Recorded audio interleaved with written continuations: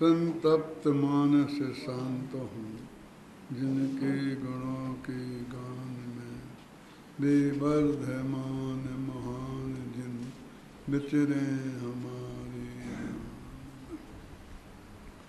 संपूर्ण समय सार को उसकी आत्मख्याति टीका, उसकी जयसेन आचार्य की टीका और परिशिष्ट सारा वर्णन करने के बाद जो कुछ बताना था वो सब कुछ बता दिया।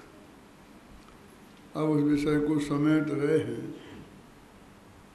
और फिर बार बार प्रश्न खड़ा होता है शिष्य के चित्त में कि बार बार कहते हो कि आत्मा तो एक ही है, आत्मा तो शुद्ध ही है और ऐसा है और फिर बीच बीच में कह देते मलिन भी है, अशुद्ध भी है, तो वास्तव में है कैसा? जो आपने बताया ना अनेक प्रकार से,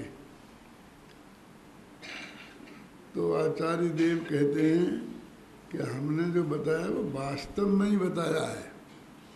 मेरा समझना क्या कहना चाहता हूँ मैं। तुम ऐसा भ्रम बार बार क्यों कहते हो कि उसमें एक कथन को वास्तविक और एक कथन को अवास्तविक समझते हो? जो अंतर है वो तो सिर्फ इस बात का है कि यदि आपसे पूछे कि आजकल बाजार में सब्जियां क्या आ रही हैं, तो आप जो 10-20 सब्जियां आती होंगी वो सब बता दोगे। तो ये तो हमारे काम की नहीं, ये तो जमीन गणंत है, वो हम खाते नहीं, वो इस तरह से अभक्ष है इसलिए हम उसे खाते नहीं, ये हमारे काम की तो ये 2 सब्जियां ही हैं जो सदा बहार हैं, लौकी तोरी। क्यों? गुरुदेव श्री भी लेते थे। तो अब क्या करें कि ये बाकी जो सब्जियां बाजार में हैं वे झूठी हैं। हमने जो आपको बात बताई वो झूठी है, माने उनकी सत्ता मार्केट में है कि नहीं है। तो आपने पूछा था क्या क्या सब्जियां आ रही हैं आजकल, तुमने ये तो नहीं कहा अपने खाने योग्य क्या क्या आ रही, तो हम वैसे ही बताते हैं। बोले तो हमने मोटी मोटी बता दी और उसमें झूठ तो कुछ नहीं कहा। क्या अब वो हमारे प्रयोजन की नहीं है तो आप प्रयोजनभूत हैं, तो उन्हें छोड़ो, उनकी बातें क्यों करते हो? समझ लो उनकी सत्ता ही नहीं है, ऐसा ही मान लो कि वे कुछ हैं ही नहीं बाजार में, है ना।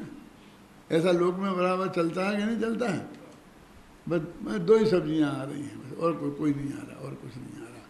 यानी हम तो बहुत देखी थी, कभी भी अपने काम की नहीं है तो उनकी गिनती क्यों करते हो? ऐसे ही उन्होंने वस्तु का स्वरूप बताया। अब आत्मा नाम की वस्तु का स्वरूप बताया, उसका नाम है अध्यात्म।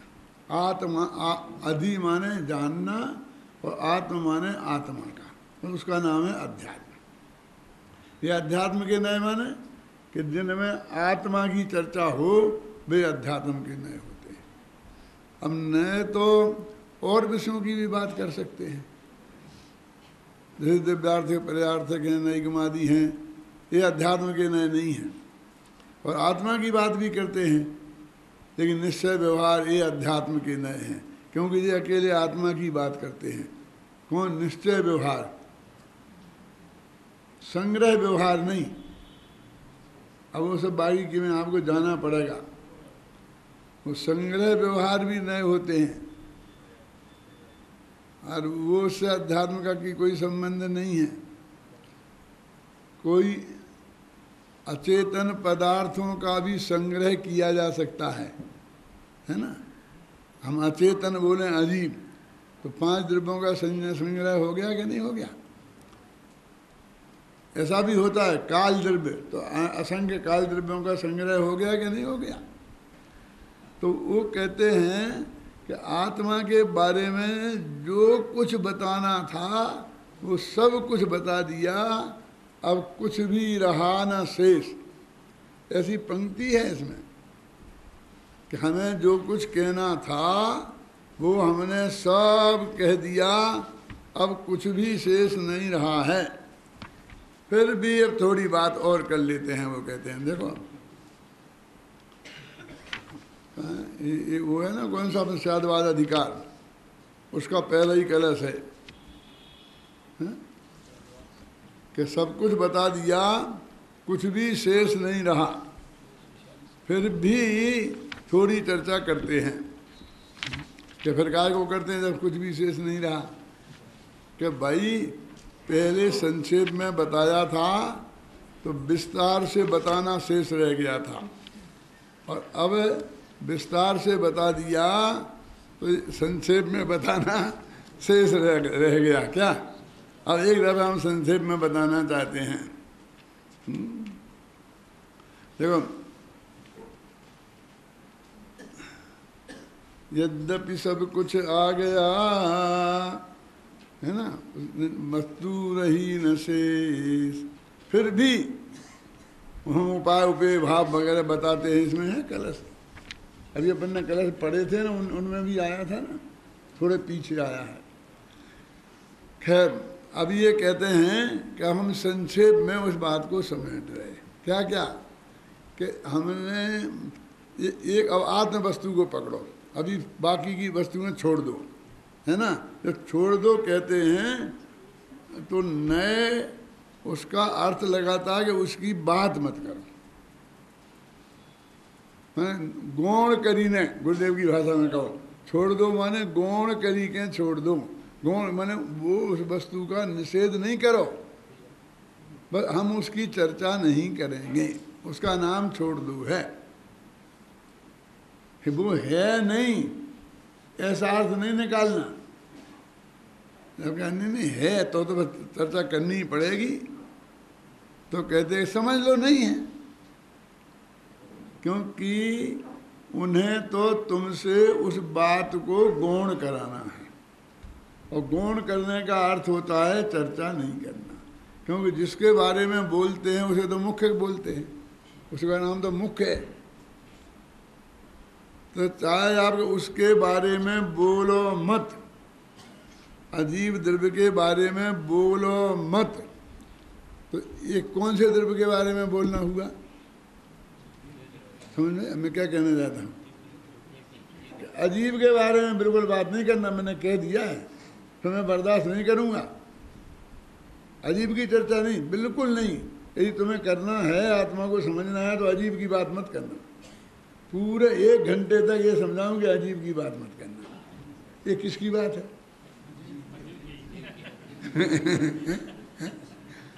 समझे कि तुमने एक वाक्य तो ऐसा छोड़ा नहीं जब तुमने अजीब नहीं बोला हो, तो अजीब ही अजीब की चर्चा हो गई ना।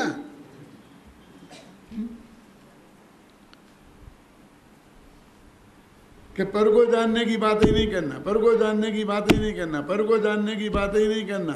तो ये क्या कर रहे हो तुम? आधी जिंदगी तुमने पर को नहीं जानने की बात करना इसमें ही बिता दी। जिसको जानना है थोड़ा उसके बारे में तो बात कहो, उसे अचर्चा से मारो। जिसकी उपेक्षा करनी है उसे अचर्चा से मारो। उसको निषेध रूप चर्चा करोगे तो वो अस्तित्व खड़ा होता है उसका।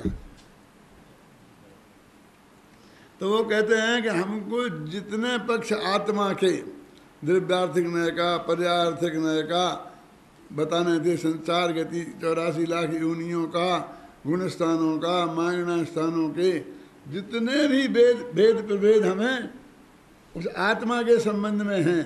ये गुणस्थान मांगना स्थान किसके संबंध में है?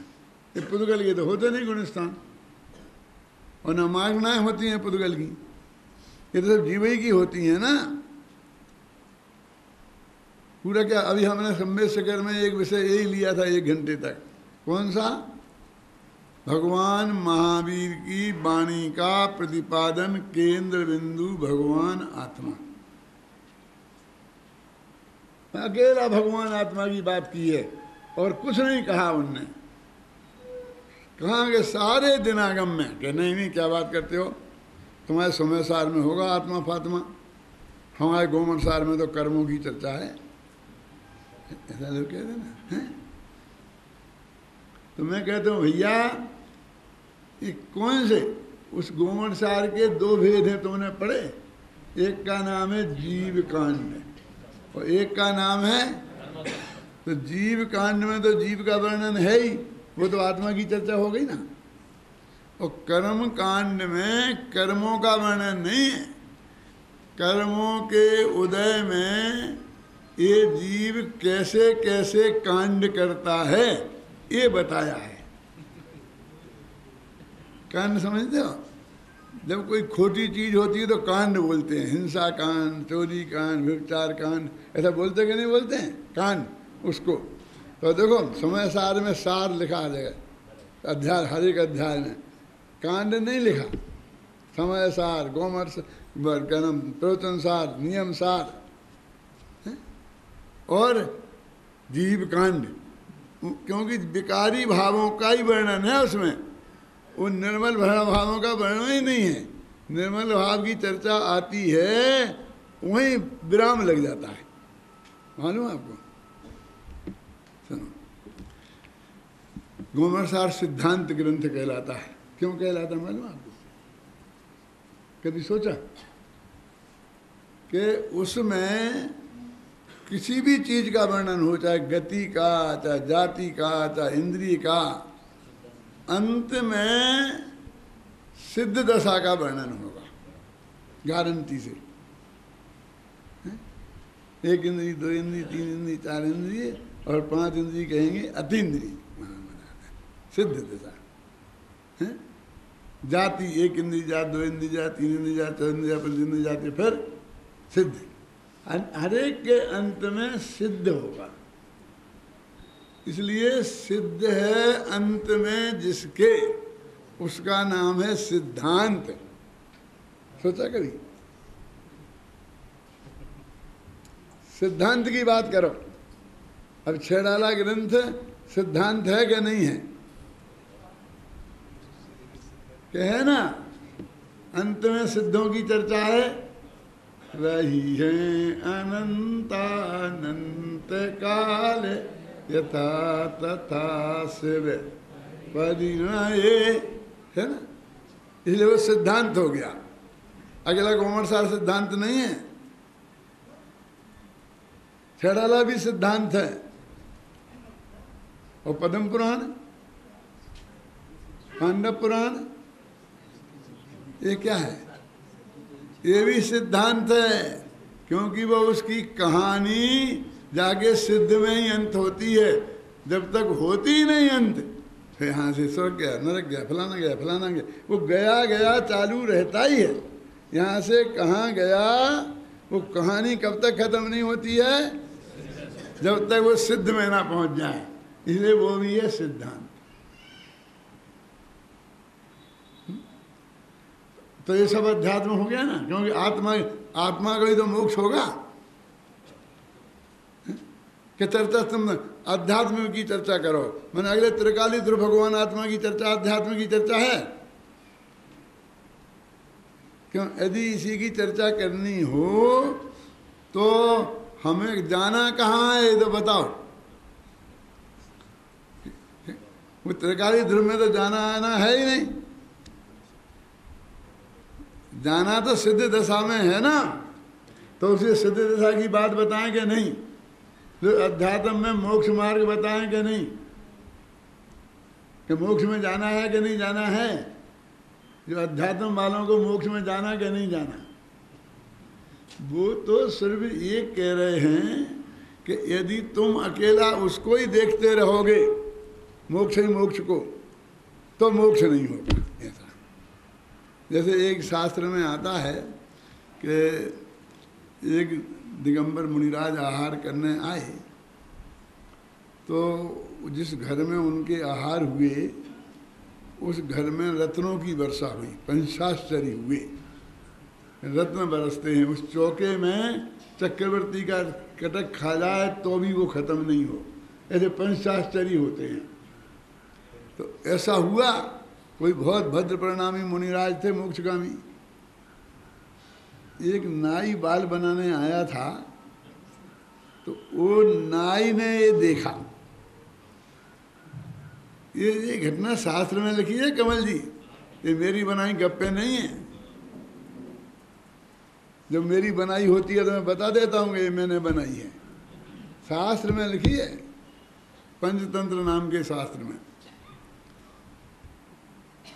कि उसने देखा कि वो नाई ने देखा, तो उसने कहा काय को अपन दूसरों के बाल बनाते फिरते हैं जिंदगी भर, अपन तो ये नंगा बाबा आते हैं ना, इनको आहार के लिए बुला लो, भोजन कराओ,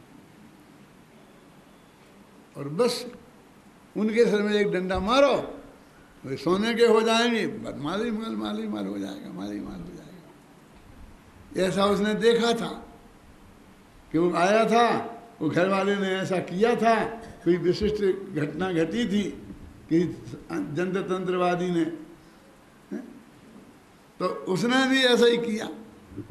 उसमें तो कहानियों का बहुत लंबा चौड़ा सिलसिला है। अब जब वो कहता है तुम ऐसा मत करना भैया जैसा उस नाई ने किया था, ये क्या किया था उस नाई ने, तो सुना दी उसने कहा ऐसी ऐसी कहानियाँ सुनाता रहता है। तो अरे भाई, क्योंकि वो कहते हैं कि वो तो आहार दे रहा था पंचाश, और ऊपर वो देख रहा था, इधर आहार की तरफ देखता ही नहीं था, क्या अवरत्नों की वर्षा होगी, अवरत्नों की वर्षा होगी, अवरत्नों की वर्षा होगी। तो एकदम गरम गरम कड़ी महाराज के हाथ में डाल दी, एकदम जल गए, हाथ भी हटाए नहीं, और ये देखे अब गिरे, अब रत्न बरसेंगे या पत्थर बरसेंगे, यानी उसका उद्देश्य तो वहाँ है। तो तुम मोक्ष चाहिए, तो तुम मोक्ष को देखे जा रहा है, तेरी निगाह मोक्ष पे ही लगी है, तो मोक्ष पे जिसकी निगाह लगी रहेगी उसे मोक्ष नहीं मिलेगा। ऐसा समय सार में स्पष्ट लिखा है, न मोक्षोपि मुमुक्षुताम, मोक्ष की चाहने वालों को भी मोक्ष की प्राप्ति नहीं होगी। अब लिखा है मोक्ष की प्राप्ति नहीं है, तो हटाओ शास्त्र में, हटाओ हटाओ हटाओ, अब मोक्ष की बात ही मत करो। अरे भाई, मोक्ष का मार्ग भी तो है, मोक्ष की प्राप्ति तब होगी जब मार्ग में चलेगा। तो ये मार्ग की बात है, सम्यक दर्शन ज्ञान चारित्र। अब तुम्हारी 7वीं गाथा में 6वीं पहली पंक्ति करो ही मत, और दूसरी पंक्ति बोल दो, नवीनानम न चरित्रम न दर्शनम जान वो शुद्धो, न वो ज्ञान है, न दर्शन है, न चारित्र है, वो तो एक ज्ञान भाव शुद्ध है। क्यों? वे दर्शन ज्ञान चारित्र भी जानने पड़ेंगे कि नहीं जानने पड़ेंगे? तो वो कहते हैं हमने इस भगवान आत्मा को पूरे समय में बहुत अच्छी तरह समझाया, और हम अपनी छाती पे हाथ रख के देखो, तो हमने आत्मा में तो तरकारी शुद्ध की बात है और कुछ नहीं, क्योंकि नहीं बस सिर्फ निश्चय की बात है। तो निश्चय में तो भैया एक देश शुद्ध है वो भी शामिल है, सर्वदेश शुद्ध वो भी शामिल है, और अशुद्ध भी शामिल है। निश्चय में अशुद्ध निश्चय में शामिल है कि नहीं है? कि नहीं, वो नहीं, वो भी नहीं, वो भी नहीं, तो कैसे चलेगा? सम्यक दर्शन चौथा गुणस्थान होगा कि नहीं होगा? मिथ्या दर्शन पहला गुणस्थान होगा कि नहीं होगा? अपने पूज्य गुरुदेव श्री 14 गुणस्थान की बात नहीं करते थे, वे भी करते थे ना। सब बातें बताएंगे। समय सार में अकेले शुद्धात्मा की बात बताई, और मैं आपसे पूछता हूँ कि असद्भूत उपचरित असद्भूत व्यवहार नय की बात कही कि नहीं कही? अनुपचरित की बात की, व्यवहार नयो भासदी जीवो देहो कदापि इकट्ठो, कि दोनों एक हैं, जीव देह दोनों एक ही हैं, और न दु निश्चय न जीवो देहो भी कदापि इकट्ठो। ये समय सार में कही कि नहीं कही? खेमचंद भाई जब प्रवचन करते थे तो अब उधर जाते थे हमारे बुंदेलखंड में, तो एक दो व्याख्यान तो उनके इस बात पर ही होते रहे थे कि समय सार में व्यवहार का वर्णन है। गाथा गाथा है ऐसा बोलते, गाथा है गाथा है, और हर एक गाथा में से निकाल निकाल के वो व्यवहार की और निश्चय की बात बताते थे। यही गाथाएं बोलते थे कि देखो व्यवहार नहीं कहता है कि ये ऐसा है और निश्चय नहीं कहता है ऐसा नहीं। तो इतनी गाथाएं तो व्यवहार की होंगी, तुम कहते व्यवहार का वर्णन ही नहीं है। अरे ये तो अंत में व्यवहार नय को निषेध किया जाएगा, सिर्फ इतनी सी बात बताने के लिए ये निश्चय नय की प्रधानता वाला ग्रंथ है, ये कहते हैं। व्यवहार का इसमें वर्णन ही नहीं है, ऐसा तो है नहीं। तो वो कहते हैं हमने सब बता दिया, आत्मा की व्यवहार संबंधी जितनी जितनी स्थूलता भी थी वो भी हमने बता दिया। क्यों कि भरत चक्रवर्ती 6 खंड की विभूति का मालक था, 96,000 पत्नियां थीं। ये बोलो किसने नहीं जैन धर्म में पढ़ी, और किसे भरोसा नहीं है इस पर, और ये बात झूठी है, ये कौन मानता है बताओ? सब मानते ना पक्की। ये उपचरित असद्भुत व्यवहार न है, बोलो ये घी के घड़े जैसा व्यवहार न है? और अपन ने शास्त्र में ही पढ़ी ना, और मानी कि नहीं मानी? हम तो नहीं मानते, हम तो नहीं मानते। तुम्हें पता ही क्या है तुम क्या मानते हो और क्या नहीं मानते हो? ऋषभदेव के 2 पत्नियां थीं हैं, और 100 बच्चे थे, 2 लड़कियां थीं। ये सब मानते कि नहीं मानते हैं? और गुरुदेव मानते थे। हमने बालबोध पाठमाला लिखी तो ऋषभदेव का पाठ लिखा, उसमें ये सब लिखा था, और उनके सामने पढ़कर पास करा के फिर छपाई, और गांव-गांव में बच्चे बच्चे को गुरुदेव के नाम पे पढ़ाएं। बोलो था क्या नहीं था? अरे भाई अब जब ये बताना है जब ये बताएंगे, और फिर जब निषेध करना है तब निषेध भी करेंगे। ऐसी विचित्र स्थिति है। जब दूसरा महायुद्ध चल रहा था, हम तो बहुत छोटे थे, 7-8 वर्ष के रहे होंगे। सन 47 में तो भारत आज़ाद ही हो गया, 35 का जन्म है, उसके पहले पहले की बात है, सही घटना। वे रंगरूठों की भर्ती होती थी। रंगरूठ समझ गए ना, बिल्कुल नए नए लोग, अनाड़ी, कुछ नहीं पढ़े लिखे, गांव के किसान मिसान जो होते थे उनको सेना में भर्ती करते थे। तो सीधे बॉर्डर पे नहीं भेजते थे, वो तो इनको थोड़ा ट्रेंड करके महीना 15 फिर नागरिक सुरक्षा में इन्हें लगाएंगे। चौराहे पे खड़े होकर के झंडी दिखाने का काम इन्हें करेंगे, और वहाँ के जो ट्रेंड हैं उन्हें ले जाएंगे युद्ध के मैदान में। उनको कोई अभी युद्ध के मैदान में मरने नहीं जाना था, लेकिन ऐसा ही होता था, सेना में जा रहा और लड़ाई में जाएगा इसलिए वह मर जाएगा, तो सब छिप छिप के भागते थे। कोई नहीं चाहे, गांव में जाते थे तो वे घर गांव में लड़के उम्र के मिलते ही नहीं थे। हमने देखा अपनी आंखों के सामने, 7-8 वर्ष की उम्र में भाग जाते, आया है पुलिस आई है पकड़ ले जाएगी। अब क्या करते थे कि अंग्रेज़ों के कानून था कि स्वीकृति पूर्वक राजी से जो आए उसी को लाना, और राजी से तो एक भी आवे तैयार नहीं है, और सेना में तो भर्ती करने हैं लाखों, और इतना कोटा दे दिया कि आपको 1000 आदमी लाना है भर्ती करने के लिए, और बिना राजी करके लाना। अब बोलो क्या कितना कठिन काम हो गया। तो वो क्या करते थे कि मजिस्ट्रेट के पास लाते, उन्हें बहुत समझाते कि देखो कह देना कि हम अपनी राजी से आए हैं, लेकिन उनको तो भर दिया था कि तुम जाओगे युद्ध के में मर जाओगे वहाँ पर, ऐसा कि नहीं साहब ने हमें कह के आए, हमने नहीं जाना। तो हमारे मजिस्ट्रेट क्या कहता था, जाओ जाओ थोड़ा और समझाओ।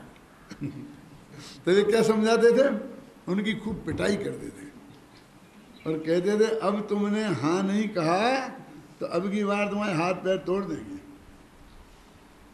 फिर डरते डरते ले जाते।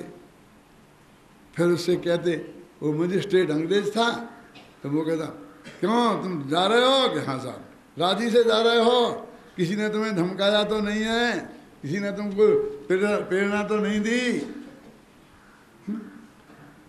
उसने हाँ कह दी तो थोड़ा और समझाओ।